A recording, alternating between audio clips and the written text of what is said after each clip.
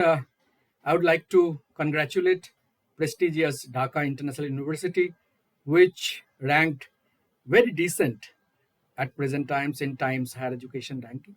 Congratulations to Barrister Samim Haidar Patwari, sir, Chairman BOT Dhaka International University, and the other organizing partner, SANPA, for organizing this wonderful conference and giving us an amazing platform to discuss sustainability issues. And today, this particular panel on Rohingyas. It's an honor to join this important discussion on the Rohingya crisis, an issue that not only affects the region but calls for the collective conscience of the global community. I want to thank once again Dhaka International University and SANPA for organizing this wonderful event and bringing together leaders, experts, and the advocates to discuss a sustainable path forward. As Barrister Samim Haidar Patwari sir rightly said in the opening remarks that atrocities against Rohingyas is a genocide. And Professor Hassan Ullah made wonderful insights into the Rohingya crisis. Some of those I would like to highlight. He mentioned about ethnic identity. Rohingyas, they are called as Bengalis, not Rohingyas, right? That's one area. And the diplomacy, especially the failure of diplomatic efforts amongst the regional entity like ASEAN, SARC, so on and so forth. He also rightly mentioned some of the global issues and concern, right? No, US has put sanctions on Iran, but not on Myanmar. So looking into this particular Rohingya crisis as one of the no pressing humanitarian challenges, nearly 1 million Rohingyas refugees, primarily from Myanmar's Rakhine state, now reside in Bangladesh. So kudos to Bangladesh for giving shelters to thousands of Rohingyas. On the similar line, there are thousands of Rohingyas settled in different parts of India. I would like to congratulate Indian government also to provide shelters. They have fled unimaginable persecution, violence, and statelessness, seeking refuge and safety. Bangladesh, despite its own economic and social challenges, has shown remarkable compassion and generosity by sheltering this vulnerable community. But we know that temporary solutions are not enough. This is especially not only the humanitarian issues, but there are also security challenges. Rohingya crisis is a complex issue that transcends one border to another. It's not just a humanitarian crisis, but also regional security and development challenges. Without sustainable solutions, we risk creating an environment of instability where despair and displacement can breed radicalization and conflict. This crisis, especially, has stretched the resources of Bangladesh, placed social pressure to host communities, and raised environmental and public health issues. Now, the solutions before or this Rohingya crisis, we need no coordinated regional and global approaches. Like as Mr. Hassanullah rightly said, the diplomatic engagement and repatriation. I think regional powers like ASEAN, India, and China must engage Myanmar diplomatically to ensure the safe, voluntary, and dignified repatriation of the Rohingya people. Myanmar must be held accountable through sustained international pressure, including sanctions and other diplomatic tools, to ensure the protection of the Rohingya and their rights. This is much needed. The international community must do more than provide humanitarian aid. There needs to be a global framework to share responsibility for resettling refugees in other countries. Now we know that US election, okay, is to happen few days from now.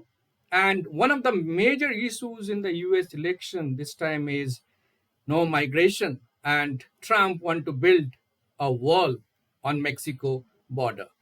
What's happening in the Middle East, what's happening in Afghanistan, these are in fact no catch the attention to work unitedly to address these migration issues, especially Rohingya, which is the focus today.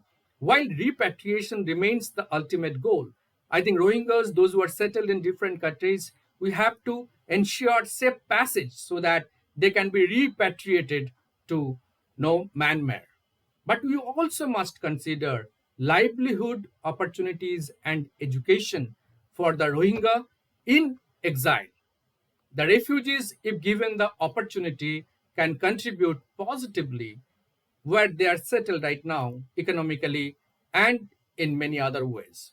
Host communities must also be supported with resources and development projects to prevent social tensions and coexistence. This calls for no a collective action.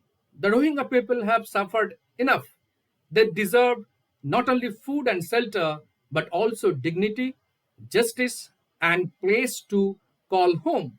However, achieving this requires more than just the goodwill of a few nations like Bangladesh, India. It calls for collective global responsibility and political courage. We must treat this crisis as an opportunity to demonstrate the power of solidarity, compassion, and justice. The world cannot look away or allow this crisis to fade into the background of other global priorities. And I'm sure this conference is a step in the right direction, bringing us together to forge partnerships and explore practical and long term solutions. Some of the immediate actions, what can be done or assistance can be provided.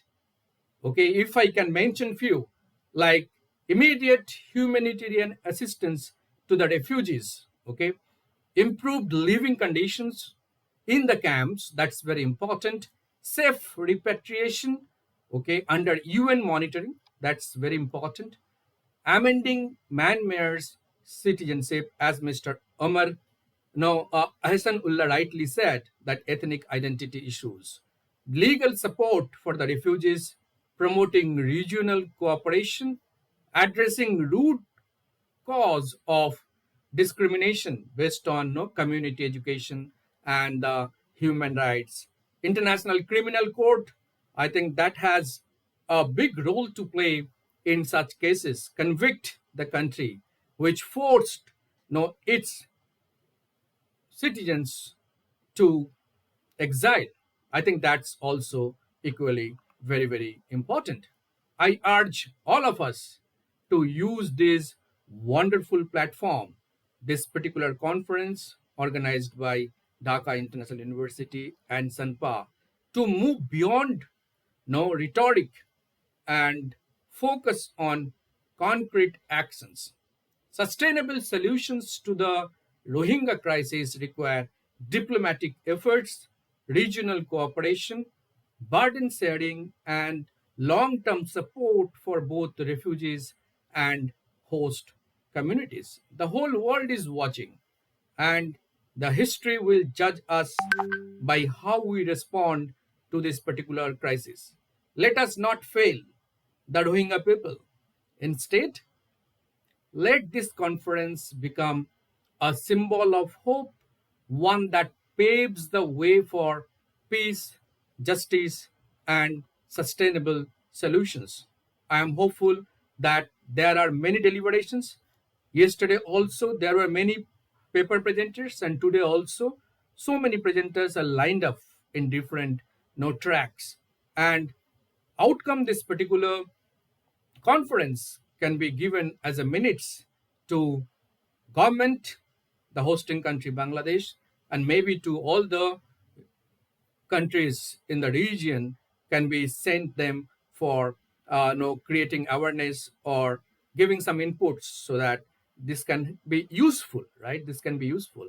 Thank you once again for this wonderful opportunity and hosting a conference on one of the issues which is most talked about, and congratulate for the success of the conference. I was there yesterday throughout the whole day, and I learned a lot from different presenters, and I also shared my views yesterday and today also, for providing me the opportunity to share my insights on this particular Rohingya issue. My special thanks to Barrister Samim Haidar Patwari sir, and the chairman BOT Dhaka International University for the invitation, and I'm blessed to be here. Thank you so much, and wish the conference a grand success. Thank you. Very much. Thank you, Professor Bholanath. Now I request Professor Dr. Parvez Ajari